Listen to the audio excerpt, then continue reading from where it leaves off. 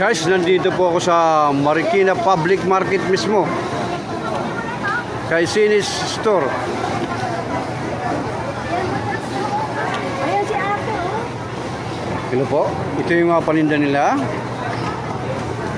Ang sinong gustong bumili, pumunta lang po kayo dito sa Marikina Public Market.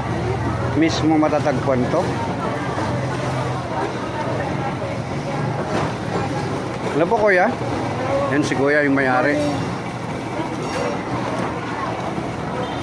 Paninda nila dyan. Ito po. Hello po. Ito po, ma'am. Ito po yung panganga. Yan, may sinong gusto bumili, pumunta lang po kayo dito sa Marikina Public Market, matatagpuan to.